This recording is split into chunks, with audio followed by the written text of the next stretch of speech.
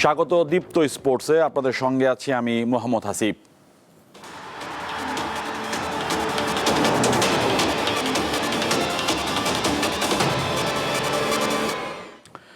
আগামী ২৭ নভেম্বর শুরু হওয়ার কথা ছিল লঙ্কান প্রিমিয়ার লিগের ষষ্ঠ আসর। বুধবার এক বিজ্ঞপ্তিতে লঙ্কান ক্রিকেট বোর্ড জানিয়েছে আসন্ন টি-20 বিশ্বকাপের কারণে এবছর হচ্ছে না ফ্র্যাঞ্চাইজি টুর্নামেন্টটি।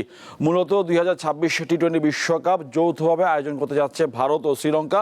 আইসিসি নিয়ম অনুযায়ী বিশ্বকাপ আয়োজনের পূর্বে ভেন্যুগুলোকে আন্তর্জাতিক মানের হতে হয়। বিশ্বকাপ আয়োজনের প্রস্তুতি হিসাবে স্টেডিয়ামগুলোতে দর্শক ধারণ সংখ্যা বৃদ্ধি, খেলোয়াড়দের ড্রেসিং রুমের সুবিধা বাড়ানো ও ব্রডকাস্ট প্রযুক্তি আধুনিকরণ করতে যাচ্ছে শ্রীলঙ্কা, যে কারণে এবছর শ্রীলঙ্কান প্রিমিয়ার লিগ বাতিল করেছে দেশটির ক্রিকেট বোর্ড।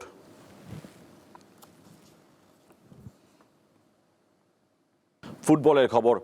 দুটি ফিফা আন্তর্জাতিক প্রীতি ম্যাচ সামনে রেখে থাইল্যান্ডে প্রথম দিনে অনুশীলন করেছে বাংলাদেশ নারী ফুটবল দল।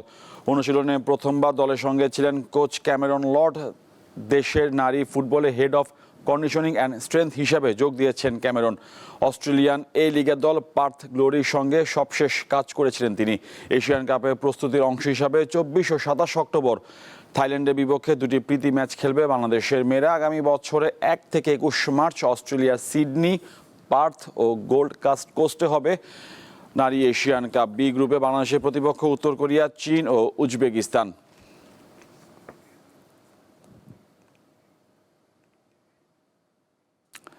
দর্শক, এই ছিল আজকে দীপ্ত স্পোর্টসে। দেশ বিদেশের খেলাধুলার নানা রকম খবর পেতে দীপ্ত স্পোর্টসের সাথে থাকুন আর চোখ রাখুন দীপ্ত টিভি ডিজিটাল প্ল্যাটফর্মগুলোতে।